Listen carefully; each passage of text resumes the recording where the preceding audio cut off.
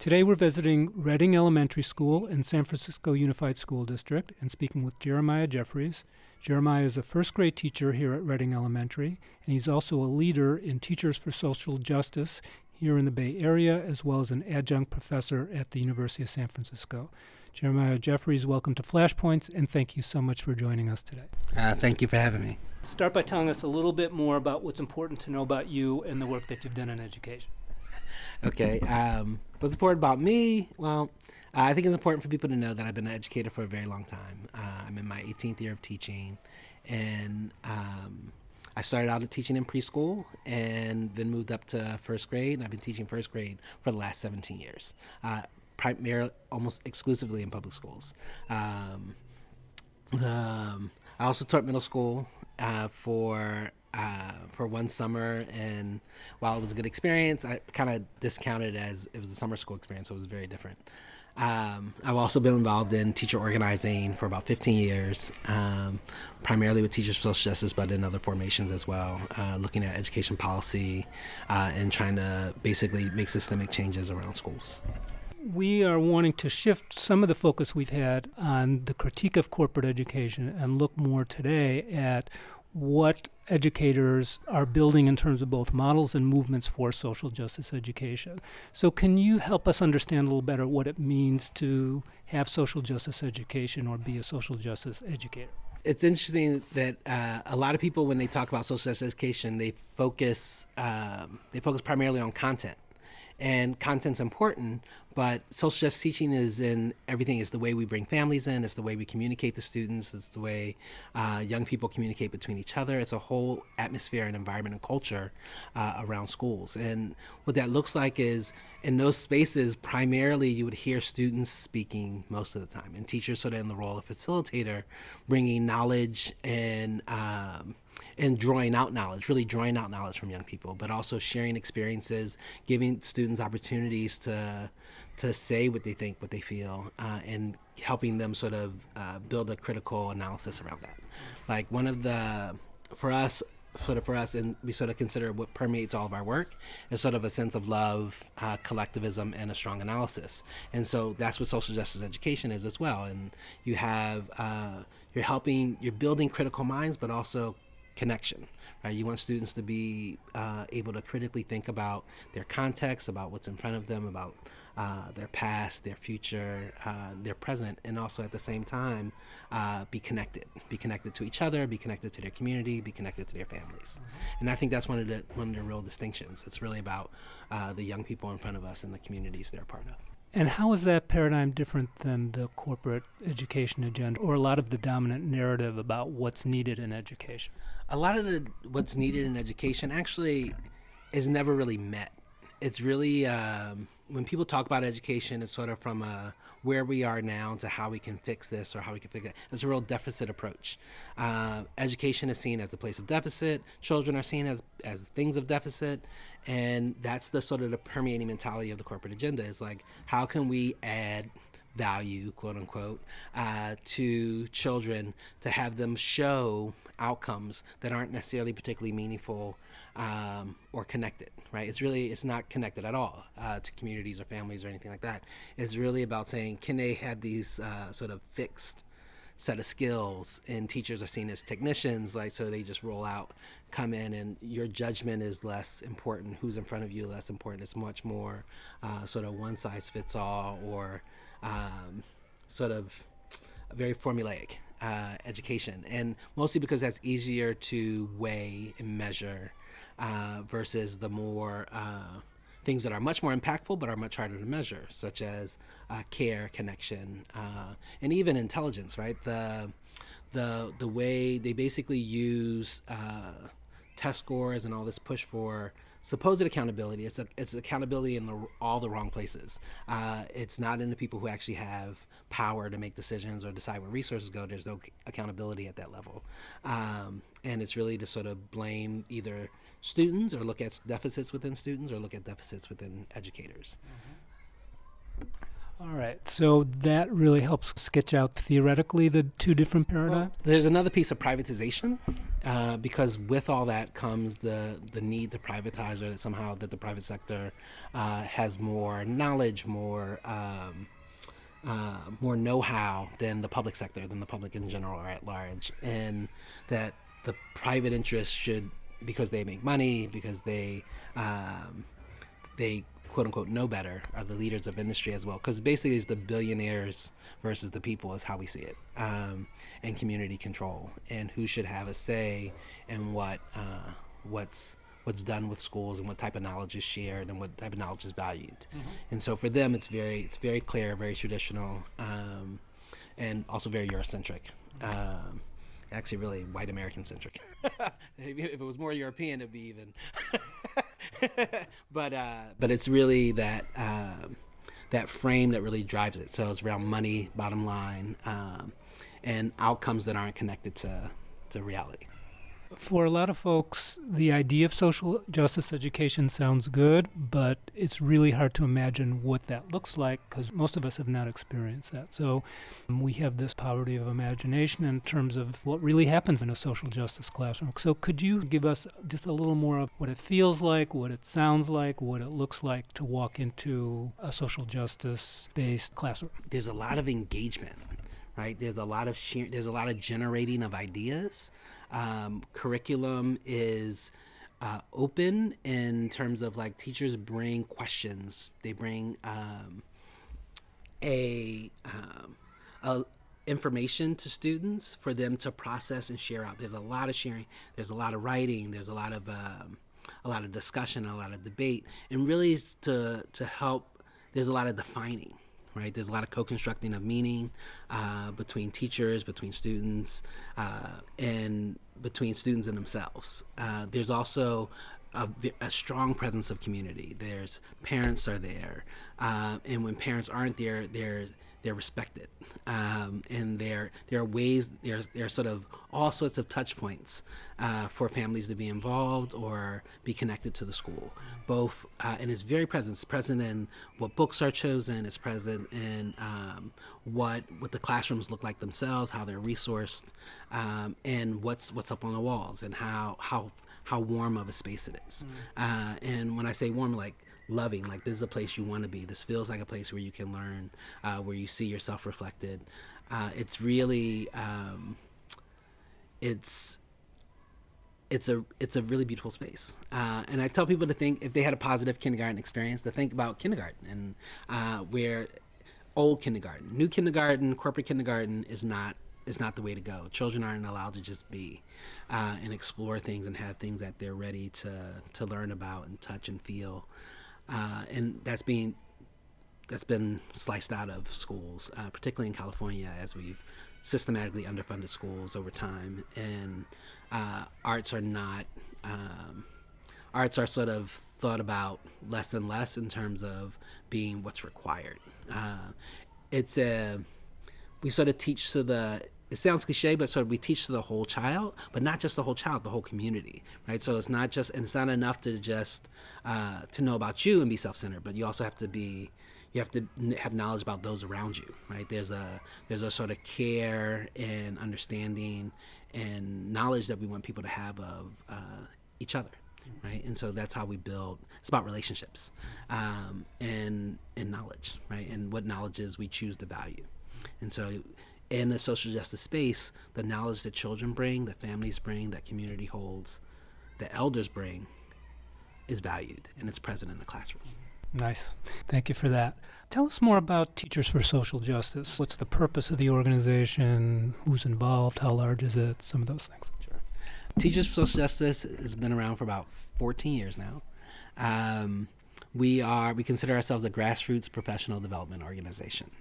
And what that means is that we look to create experiences for educators and sometimes the public at large, and families and young people to deepen their knowledge of the work that they do. So deepen their analysis, deepen their connection to each other, and also give them ways on how to engage young people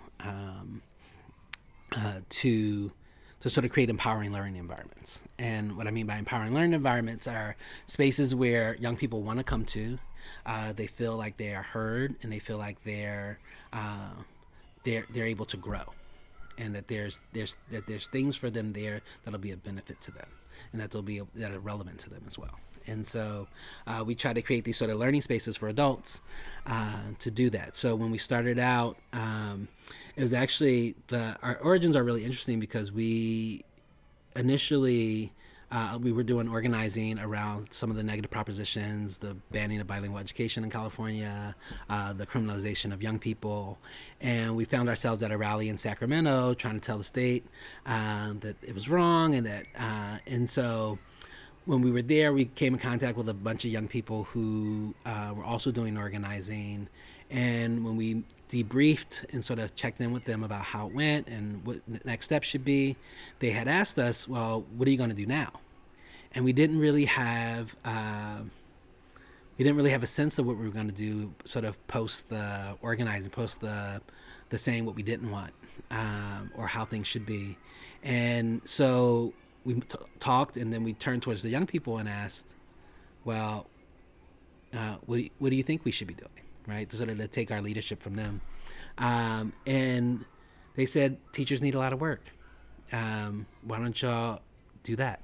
Why don't you go focus on teachers? And so we did. And at that time, there was an organization called Teachers for Change, and that's sort of what Teachers for Social Justice kind of grew out of Teachers for Change. There was a lot of the same organizers, and Teachers for Change was, we started our work trying to get the district to change the way it was funding schools and around school supplies. And so we ended up doing action and panhandling for school supplies in the medians and on the streets of San Francisco, and it caught on national press. And we were actually able to raise the allocation for school supplies that schools provide to teachers, instead of teachers paying out of their own pocket. Teachers still pay a lot out of their own pocket, but we were given some relief through the school district through a lot of that organizing. And then we also focused on being a reform, changing the union and getting the union to be, actually changing the leadership of the union. The union was fine, but it's the leadership at that time needed to change. We had a better vision of what we thought the type of work that additional work that the union does a lot of work, but it was to really expand the type of work and be more professionally developed, focused, and accountable to its membership, and to be more advocating for the whole system, instead of just for the boilerplate benefits and salaries and things of teachers, but also more for the overall experience of young people and the overall experience of schools and parents. And so we were trying to draw more connections and getting the union to be stronger in that way, more connected to the community, more connected to young people. And so Teachers for Change sort of became a natural sort of place of gathering of educators who wanted a better world, who felt like it was possible. And so out of that work, we were inspired by the young people to go and sort of focus on teachers and their own craft and their development in terms of their own identities as social justice educators, and more make concrete what that work looks like and what that feels like for educators. And so as that started, so then we decided that we organized our first conference, which was titled, it was Gathering of Educators and Activists. And we had about 250, 300 people attend the first conference, which is at a local middle school here. And then every year we grew a little bit more, until now, Teach for Social Justice, generally our registration has exceeded 1,800 people register every year, at least for the last 3 years. We've had over 1,800 educators from all over California and the United States register to participate in our conference. And our values sort of extend through our work. So we're all volunteer-based. No one's paid to do any of the work. We all do this in addition to working as classroom teachers, community-based educators. The other thing is we really broadened our definition of educator. So it included people who were working in after-school programs, people who were community-based educators doing health education, doing preschool, doing adult education. So we really defined the term educator very broadly, because the sense that we're all in it together, like that this is all of our community, this is all of our society, and so we all have a of responsibility for helping to shape it and grow it. And it's really that sort of growth model that really dominates our work, and that we love about it, because it helps us feel connected. It gives us the diversity, and we can see the impact in a number of different spaces and spheres. And so we basically, and it started out as a very small group. We would meet in the classroom after school, and now we meet in the living room of one of our members. It's still, we have young people around. So some of our guiding principles is that we hope and create space for families to be able to participate. So there's always childcare. Well, if you come to a Teach for Social Justice meeting, it's likely that the children will be right there in the space. Sometimes they even participate, and people are supported in that. We try to feed people when they come. Whenever we've done grant monies or anything like that, we don't really participate as much in the sort of, we call the nonprofit industrial complex. So we're not a funding driven organization, but when we do get funding, we try to feed people and just provide childcare and ease sort of people's ability to participate. But we feel like this is work we're all compelled to do. And so it's definitely a labor of love, and that's not to, when we say labor of love is a very strong component of our work. And in social justice teaching and social justice education, and schooling really needs it, because especially when you're sending your children to school with other people who historically, in the historical context, have been relatively your enemies. It's only in the United States that we've sent our children to them to be taught. And so trying to make those spaces transformative spaces for the good is what we've been about. And so so then our membership kind of grew, and our conference is free. We always try to, access the knowledge, access the information should be free. It's one of our fundamental, and it's open. So people can come, get involved, and learn and deepen sort of both from a humble space of I have things to learn, but also I want to do that with community and in community. And so that permeates all of our work. Yeah. What do you know of some of the other kinds of work going on around the country for social justice, either significant organizations or movements, issues? What are you seeing in the way of educators and community members being mobilized around a social justice vision? So we see ourselves, so one of our initial sort of visioning and defining of our mission as an organization at a retreat that we had, we really understood and respected the fact that we are not the first. We are in no way, shape, or form the first people doing this work or attempting to do right by young people or our communities. We stand on the shoulders of giants. Like, it's been a long tradition of people creating schools and supporting schools, public schools, in a way that would open them up and have them actually do right by young people. So there's been active resistors to the corporate agenda has gone on for a long time in schools, and it was through organizing in democratic-based organizations like the union that were able to get even a free public education. Like one of the CTA, the California Teachers Association, in their founding, one of their first things that they worked on was a free public education in California, and a lot of people don't know that history. And so for us, we come from a long tradition of labor activists, of community-based educators. Even the Nation of Islam, during several times of the civil rights, they were creating schools under the Honorable Elijah Muhammad. The schools, and his wife, Sister Claire Muhammad, they created schools. They created many, many K-12 education institutions to serve African-American students in ways that they hadn't been before, where they could see a sense of themselves. There was a strong sense of do for self, social justice, care, and connection that was present in those schools. And then you had the Black Panthers working to provide free lunches and creating sort of systems change and getting the system to see our students, to see our people, to see our communities and as valuable resources and as things to be invested in, right? And so there's a place, and it's funny because we talk about there's a place for the wealthy, there's a place for corporate corporateers, as you will, or like corporate folks and institutions and entities to participate in schools. But it has to be one that's about investment and investment in the communities in the ways that they see fit, not in the ways that the corporation sees fit. So this work is actually happening, and it continues to happen. So it happened throughout the civil rights movement. It happened throughout the 70s, the 80s, and onward today. And so back in the early 90s, late 90s, when Teachers for Change here was starting, there were a number of other organizations of teacher activist groups around the country that were also starting in Chicago and New York. And so one of the things we noticed at our conference every year was that we were having these different activist groups and organizers come to our conference. So eventually we created a day 2 just for organizers. And we formed this group called TAG, which stands for Teacher Activist Groups. And we made connections with other cities. And so now there's about 12 cities, and we meet once a month. We do a conference call every month. And we share about what's going on in public education all around the country. And we sometimes have campaigns. So we had when the whole drama around Agenda 6 was going on, we shared curriculum, and with the current attacks on ethnic studies, we did a no history is illegal campaign, where we shared curriculum across the country. We had everyone doing ethnic studies with their students, teaching Chicano studies as it was being outlawed in Arizona, where having pride in who you are was basically made illegal, and not declared unconstitutional in the United States, which is totally insane.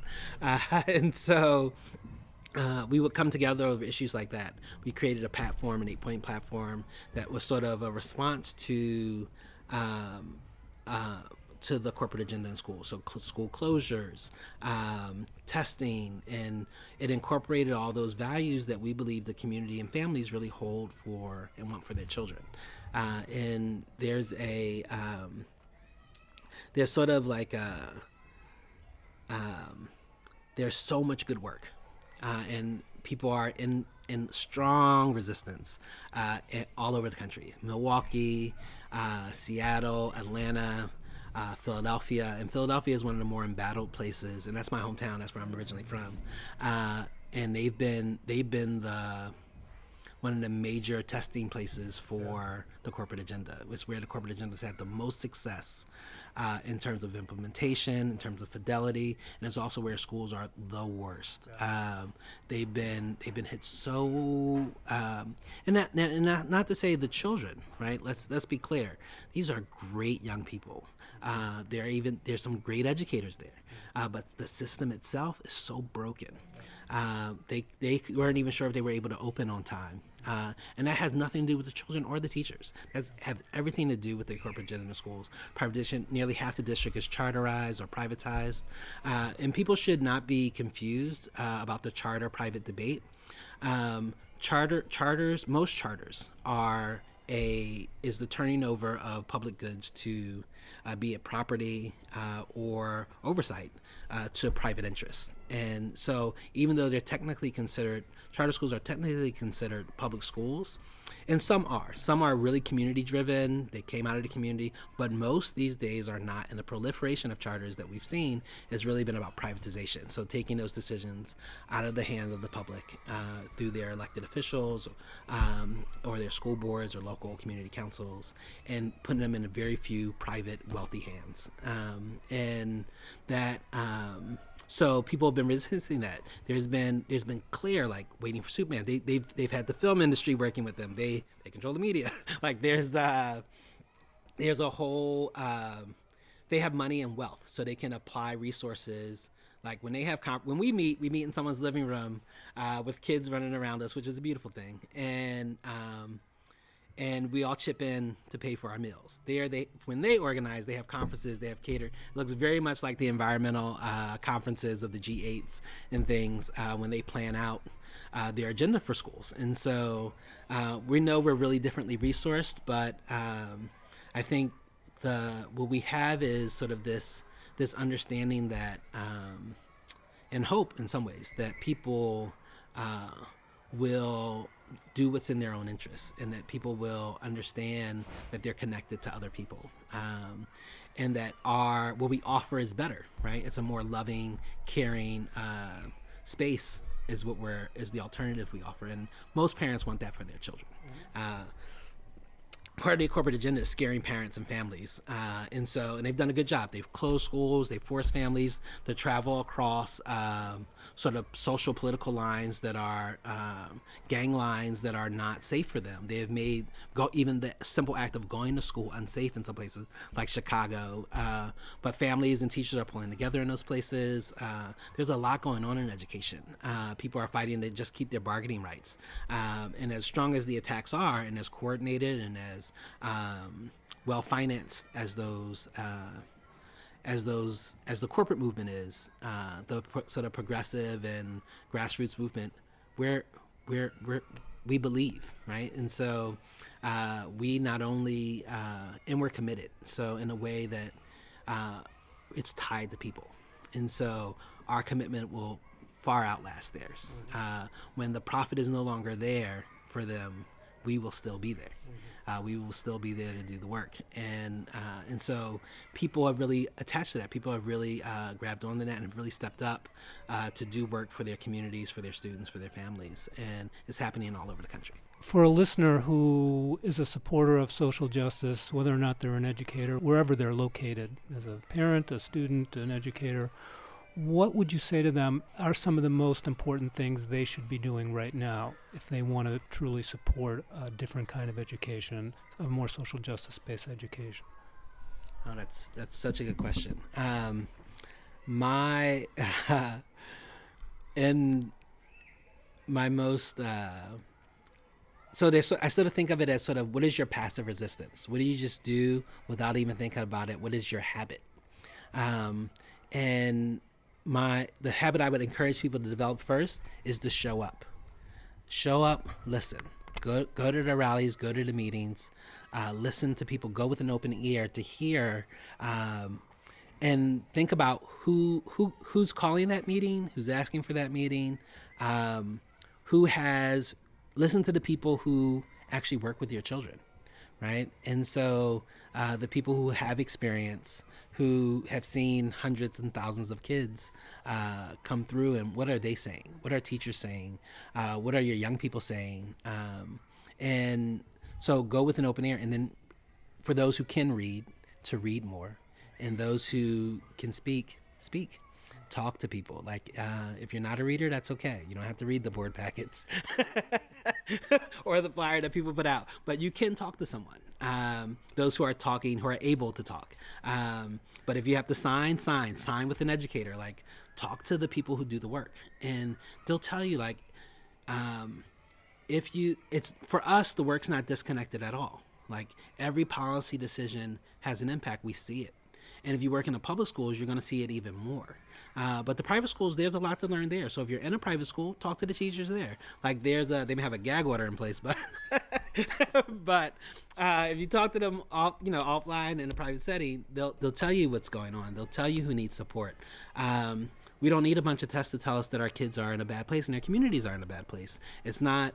And the funny thing is that people want the bad choices that we make as a society to have no impact on young people. So they keep testing them, hoping that somehow there's going to be no impact. Of course there's going to be disproportionate impact, because they're treated differently in society, they're resourced differently. And there's an impact to that. There's an actual cost to the choices we make, to the level of consumption that we have. That all impacts our young people. So you see it in the public schools, where we take everyone. Everyone has a right to be here. And actually, not even right, we compel people to be here. In K-12 education, they have no choice. It is by law that they have to be in school, and so as long as we're compelling people to these spaces, we should do right by them. And the people who know what that's like the most are going to be the people actually in the schools. When people talk about what schools need, and we need people. We need more people to serve the young people. We need more paraprofessionals. We need more educators. We need smaller class sizes. All the things. So if you look at the schools where the wealthy send their children, that's what we want. They know what's good education. The president doesn't send his children to any school but a school that's going to serve his children well. And so if he's not trying to bring what his children get to the schools for every other citizen in the United States and non-citizen in the United States, because everybody has a right to be educated, then that's not right. It's so hypocritical. And so what we're fighting to do is we're trying to have the best for our children, the best of what good research says, which is really no-brainers and pretty obvious on the face of it. Smaller class size, more attention for students, more resources. And it's and that's just basic. It's just real basic. And so in some ways we're fighting just to get our basic needs met. But we do have larger visions. We do have ideas of ways that schools could be incorporating ethnic studies, be more culturally conscious and culturally relevant, and more attuned, how having restorative practices in place within school districts as ways to resolve conflict and heal communities versus punish, break, and have revenge towards communities, which is often how disciplinary actions take place in schools. And so a lot of that work so we've had some successes in spite of the the negative agenda. We've had, and in San Francisco we've been lucky. And we sort of worked for our luck, but we fought really hard to maintain a democratically elected school board that's citywide versus other municipalities like Philadelphia, again, suffering from the trauma of the system where their school board is determined by a majority by the governor of the state, who does not have the interests of Philadelphia at heart, and the mayor who is so that has so many other areas to focus on. It's a really important separation here in San Francisco, that the education system is separate from the city, and the city plays a supportive role but not a controlling role, and because the interests are different. And but Philadelphia suffers from not even being able to elect its own school board, and so the interests of people who are making decisions about school are often not educators, nor are they are they invested in Philadelphia or the children of Philadelphia who attend the schools. And so again, it goes back to the accountability isn't on the people actually making decisions that are having the impact. It's on the people who are trying to make the best out of what is available. What are you most concerned about the future of education, and what are you most hopeful about? What I'm most worried about is people giving up, people feeling like that there's nothing that they can do. That for me is as an organizer and as a teacher, that's the scariest thing. Like when you meet a child who has given up on themselves or their parents or their family, it's devastating. And for us as a society, it's horribly devastating, because it means that there are no places where that child, that young person, that person feels like they have any power. And power really comes down to the ability to make positive change in your life. And so when we talk about empowerment, we're talking about giving kids the tools to be able to make good decisions, to have a deep level of analysis, and make good choices for themselves and their community. And if you don't feel like you can do that, then it's hard to, it's a very sad place to be. So when I worry about people really feeling like they have no say, that whatever they do, that they really just have to go along with whatever happens, that they have to accept the terribleness of any situation that they're in. And what gives me hope is first graders. It is a rare, if never in my experience I can think of, where I've met a 6-year-old who was not excited to learn something, who wasn't forgiving and could not find in their heart to want for a better world. And first graders are the best of humanity by far. I've been working with them for a long time, and I know, so no matter how impacted, no matter how troubled their lives, I've had kids who've witnessed their parents being murdered, witnessed their one parent murder another in a domestic violence situation, or kids who are just neglected and left at home, or parents work all the time and aren't able to give them the care and love, everything from the littlest things, but they still come with a level of enthusiasm. They still come with a question. They still question, and they're still critical in beautiful ways, and they find resistance. I can guarantee a 6-year-old will find the will to resist when things aren't right, and it looks all kinds of ways, and they're so amazing. So I look to them for inspiration and hope, and they're our young people are really, they in some ways they can be our best teachers, and if we're open to listening to them and hearing from them. And so they really give me the most hope. And there's no, and that sense of justice that they have, that sense of care, nurturing, and it seems at 6 years old, it seems indomitable. And yeah, and I love it. And so it's really what I hope defines our movement. I hope it's our 6-year-old spirit, our will to resist and our will to learn, that really drives us on. Thank you for that. If people wanted to find out more about Teachers for Social Justice, what would be the best way to do that? The best way would be to check out our website, www.t4sj.org. And if you're not and through our website, you can also connect with other members of TAG, which are teacher activist groups around the country, who are doing the work, looking at the systems in place, trying to make change. So no matter where you are, if you're in Philly, you can go to our website, connect, or just look up teachers and go talk to your union, go talk to your local union.